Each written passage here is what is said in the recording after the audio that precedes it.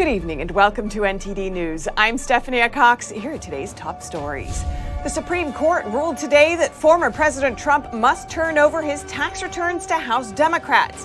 What this means for the case that's been going on since 2019.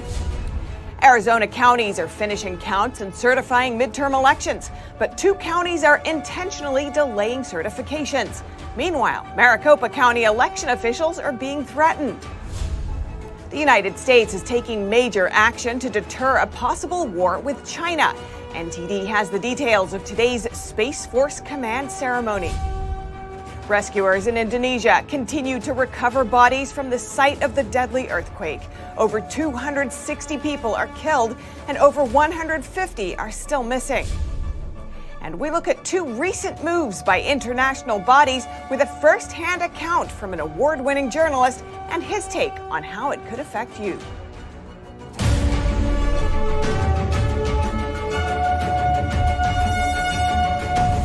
Former President Trump's tax records could be released to a House Democrat committee.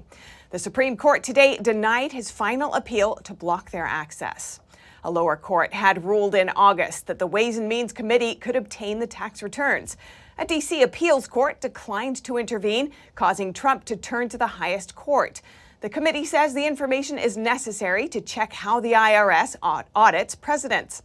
Tax returns are confidential under federal law, but there are exceptions that allow the chairman of the committee to request them. House Democrats and the Biden administration say the request is based on a valid legislative purpose. The Supreme Court's decision gives the committee an opportunity to access the records before Republicans take over the House in January. The committee first sought the returns in 2019.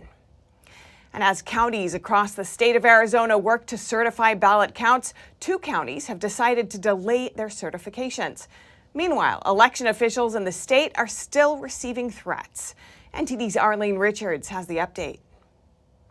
Arizona's Mojave County announced on Monday that it delayed certifying midterm election results. Republican board members called the decision a political statement to express dissatisfaction with Maricopa County's voting problems. Mojave is the second county in less than a week to delay certification. On Friday, the Republican-led Cochise County Board announced its delay. The board demanded proof that their vote-counting machines were legally certified. Both counties are expected to certify results by the November 28 deadline. The delays came as Maricopa finished counting the last remaining ballots, and the Arizona Attorney General opened a probe into Election Day problems numerous voters reported. But Maricopa said in a Twitter post 1.56 million voters cast a ballot, and called it just behind the record-high turnout in 2018 of 65.5%. In the controversial governor's race, Democrat Secretary of State Katie Hobbs finished 2 points over Republican Kari Lake. But statewide, with about 16,000 votes still uncounted, Lake was within 0.6 percentage points. Under Arizona law, an automatic recount triggers when the margin is less than or equal to 0.5%. But after the AG announced its investigation, Lake vowed she would win the race. Meanwhile, Maricopa County Supervisor Bill Gates spent the night in an undisclosed location for his own safety. Gates and other officials received threats during the midterms, and they haven't stopped. The county's sheriff said the threats are criminal and come mostly from out of state. We do not need interference from people outside of the state to tell us how to run an election or what elected officials are deserving to be in their positions. He said people in positions to speak publicly have provoked others to act. So far, no arrests have been made. The state is set to certify results from all 15 counties on December 5th, a move needed before recounts can proceed. Arlene Richards, NTD News, New York. As tensions with China and North Korea continue to rise, the United States has taken a major step to deter a potential war. Today, the U.S. activated a Space Force unit in the Indo-Pacific region. NTD's Jason Perry has that story. By order of the Secretary of Defense, United States Space Force's Indo-Pacific is hereby activated, effective 22 November 2022. On Tuesday, at Camp H.M. Smith in Hawaii, The Indo-Pacific Command, or Indo-PACOM, became the first combatant command to host a Space Force unit. The commander of Indo-PACOM, Admiral John Aquilino, shared his thoughts at the ceremony. It's no accident that it happened here in the Indo-Pacific first. The most consequential theater with 4 of the 5 identified national security threats sitting in this theater, whether it be the People's Republic of China, the Russians, the North Koreans, or violent extremists. Although the Department of Homeland Security lists domestic violent extremism as a top threat to national security, multiple whistleblowers have said that the FBI is artificially inflating statistics about domestic violent extremism for political purposes. Also at the command ceremony was the Chief of Space Operations, General Chance Saltzman. He explained that the Space Force unit will help deter a potential war with China. Brigadier General Anthony Mastelier is now the commander of the newly activated Space Force unit at Joint Base Pearl Harbor. Space underpins every aspect of warfighting here, where we must overcome the tyranny of distance on a daily basis, where space enables access to otherwise denied areas, to increase range and lethality of our weapon systems, and where space is key to our ability to project power at the time and place of our choosing. But any military satellites and equipment the Space Force launches into space may not be free from attacks. In January 2007, the Chinese Communist Party, or CCP, fired an anti-satellite missile against one of its own inactive weather satellites. And the Pentagon expects the CCP to continue pursuing anti-satellite weapons. Jason Perry, NTD News. Over in Indonesia, rescue workers are continuing to search for bodies and survivors. A 5.6 magnitude earthquake yesterday left at least 268 people dead and over 1,000 injured on the island of Java.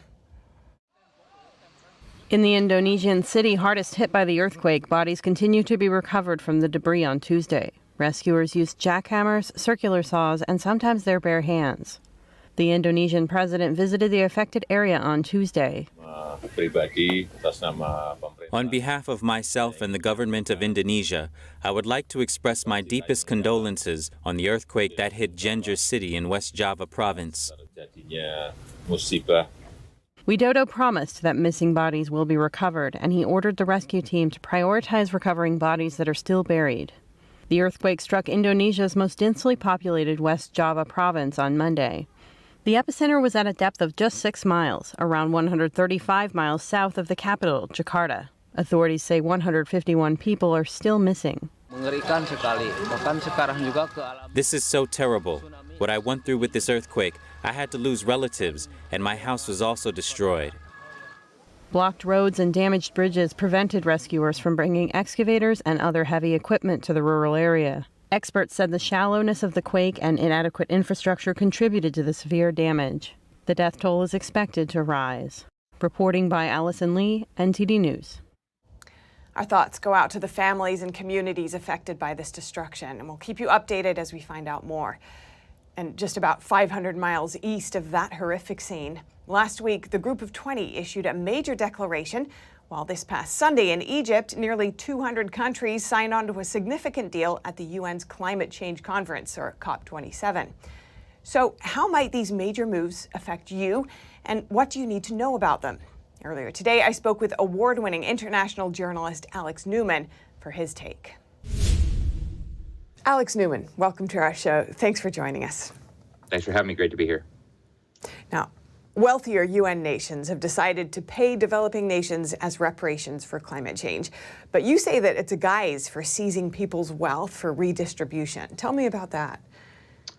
Yeah, so I just got back from Egypt, the UN Climate Conference, and They have basically committed to create this fund that's going to send massive amounts of money. The amounts are still yet to be determined, but the European Union and many other so-called Western governments have committed to put money into here. The premise is that because Western nations industrialize, they put CO2 into the atmosphere, and somehow this is supposed to be resulting in hurricanes, fires, droughts, etc., all across the undeveloped world or less developed world, as they call it. So that's the premise. I spoke with many scientists who have rejected this hypothesis. They say it's pseudoscience. Whether Republicans in Congress who just took over the House of Representatives will be willing to pay, I think, remains to be seen. Nobody at the summit really wanted to talk about that fact, but hugely significant what's happening here.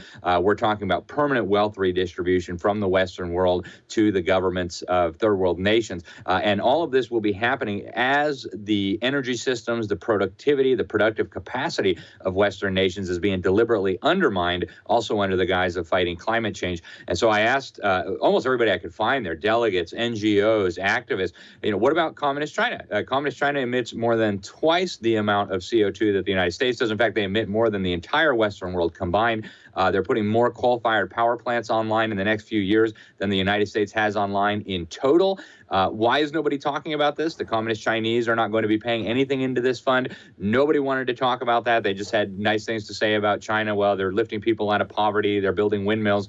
So very bizarre story there, Stefania. Indeed. Now, you said that you've observed a trend at COP27, a perspective that capitalism is a key culprit in climate change. There's all of what you just mentioned about China's contribution or lack thereof to this new plan. What else did you observe, and where do you think this mindset is taking us?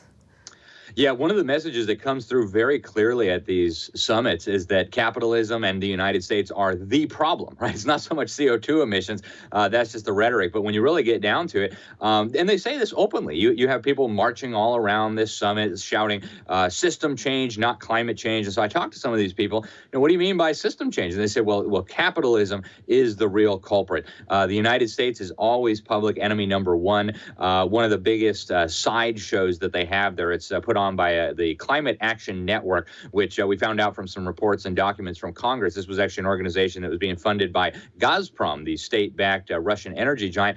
They do these big skits in front of all the delegates right outside the plenary session where they give what they call the Fossil of the Day Award, and then they give at the end the Fossil of the Year Award. The United States always wins that. And so the level of demonization of Americans is unbelievable. Even though CO2 emissions in the United States are falling very rapidly, even though the United States pays the bulk of the funding for all these UN agencies, these summits, and all the rest of it, and somehow Communist China is totally exempt. So what you really see is that this is not so much about stopping climate change. This is about money and massive amounts of it. It's about control, and it's about, in the words of John Holdren, Obama's science czar, who was one of the leading architects of this whole thing, about deindustrializing the Western world while Communist China rises to superpower status, builds up its economy very rapidly, and of course builds the military might that accompanies that. A stark picture there that you're painting. Now, turning to health, the G20 is now promoting a global vaccine passport and other forms of control through health. Critics are alarmed, of course, citing the invasion of privacy and potential for government coercion. But others say that it will save lives. That's the common argument. What's your take on that? Yeah, we've seen the writing on the wall for this for quite some time. In fact, I've written multiple articles about this, including a major one that I did in the Epoch Times about these efforts to change the international health regulations and also to move through this international pandemic treaty. They've been working on this idea of an international health certificate, an international vaccine passport for many years. In fact, long before COVID came along, the European Union was talking about it, the World Health Organization was talking about it, even the U.S. government was talking about it. So this was a solution looking for a problem.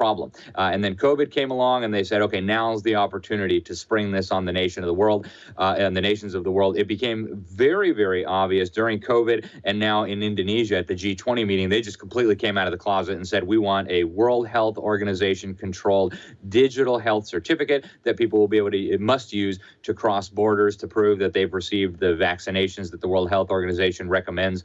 I think when you look at this objectively, what we're talking about here really is an international health dictatorship. dictatorship, beyond the accountability, certainly of voters, beyond even the accountability of any nation state, right? The U.S. government withdrew from the World Health Organization during Donald Trump's administration, and yet these processes continued to march forward. Obviously, the dictatorship in communist China is very pleased with this. In fact, they're some of the driving forces behind it.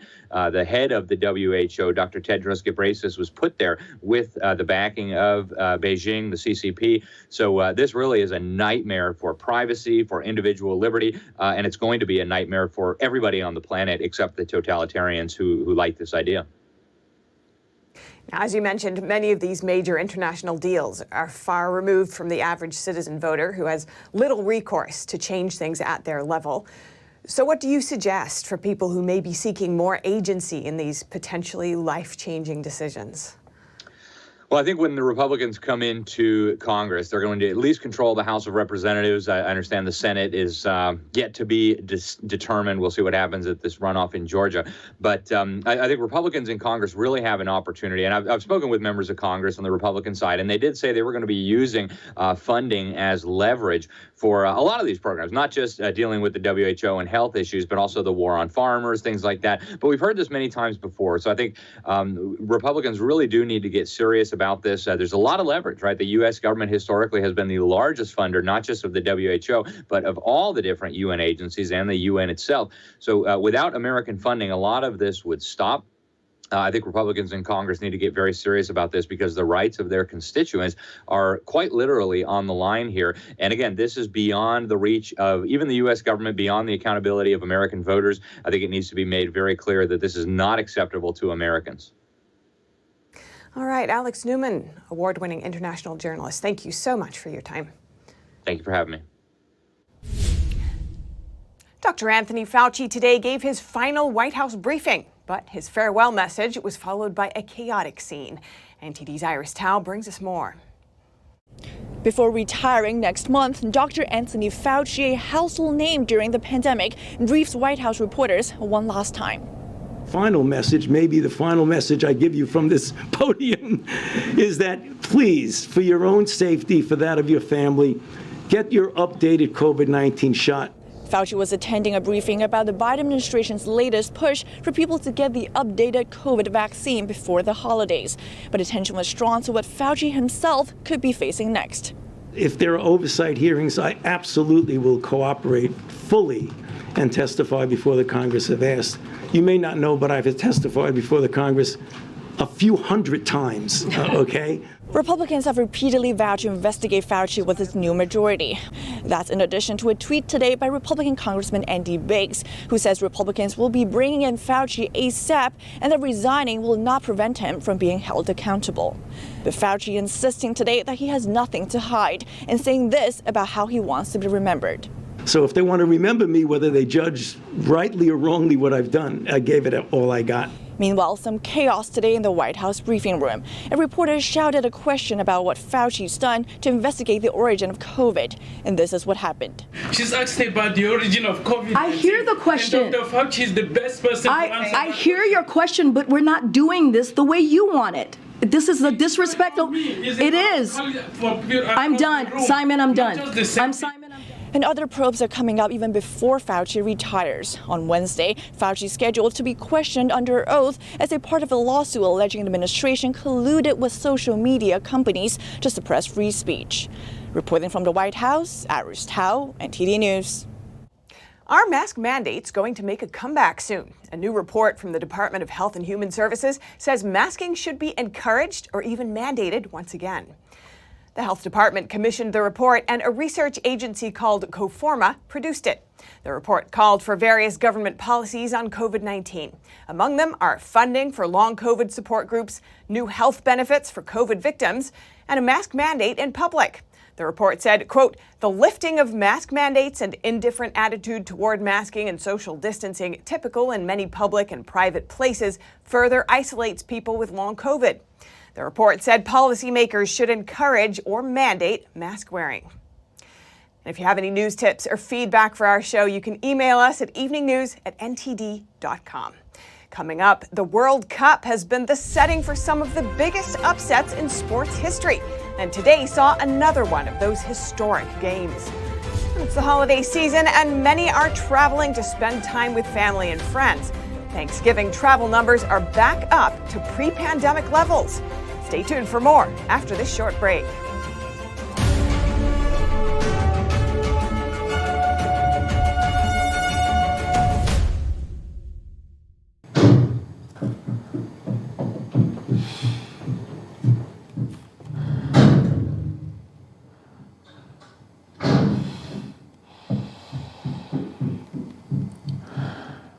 I love you!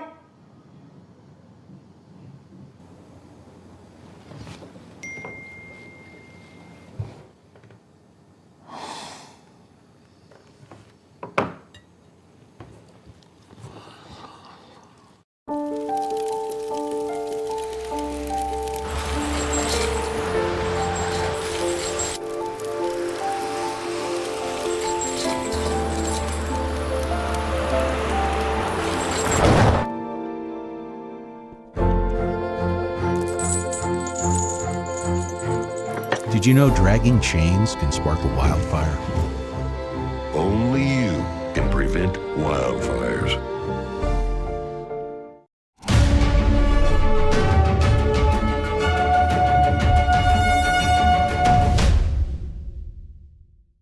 And now over to sports news. Here's NTD's Dave Martin with today's top stories. Thank you, Steph.